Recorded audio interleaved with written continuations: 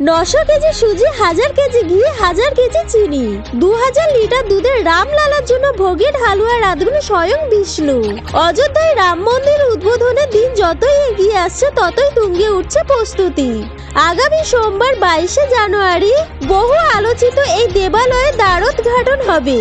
এই উপলক্ষে রাজকীয় উৎসবে বিশেষ ভোগ রান্না করবেন নাগপুরের রন্ধন শিল্পী বিষ্ণু মনোহর। তার হাতে তৈরি হবে 7000 কেজি রাম হালুয়া। রাজকীয় এই আয়োজনের জন্য বিষ্ণু মনোহর তৈরি করিয়েছেন বিশেষ কড়াই। রাম মন্দিরের চত্বরে সেই সুবিশাল কড়াইয়ে হবে ভোগ রান্না। একসঙ্গে 12,000 লিটার ভোগ তৈরি করা যাবে। বিষ্ণু মনোহর জানিয়েছেন বিশেষ এই কড়াইয়ের ওজন 1300 থেকে 1400 কেজি। স্টিলে তৈরি কড়াইয়ের মধ্যবর্তী অংশ লোহার, যাতে যখন হালুয়া তৈরি করা হবে তখন পুড়ে না যায়।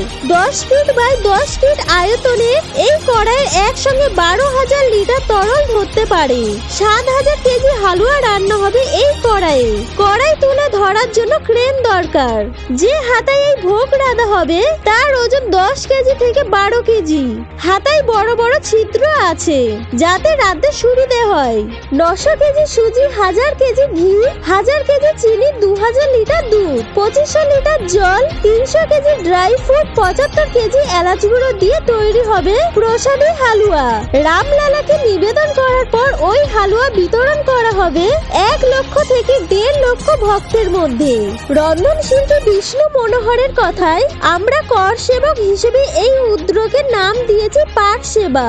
আমাদের আবেগ মিশে আছে এর সঙ্গে। রাম জন্মভূমি উদ্যোগের সঙ্গে যুক্ত ছিলেন বিষ্ণু মনোহর। এর আগে তিনি অযোধ্যায় কর সেবকের দায়িত্ব পালন করেছেন।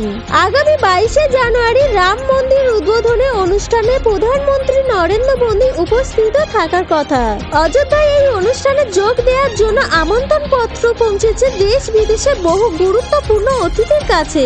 মূল অনুষ্ঠানে 1 সপ্তাহ আগে 16 জানুয়ারি থেকে অযোধ্যায় শুরু হবে রামলালার প্রাণ প্রতিষ্ঠা পর্ব। পরবর্তী খবরে আপডেট পেতে আমাদের ইউটিউব চ্যানেলটা সাবস্ক্রাইব করে রাখুন। দেখা হচ্ছে পরের ভিডিওতে। ভালো থাকবেন, সুস্থ থাকবেন।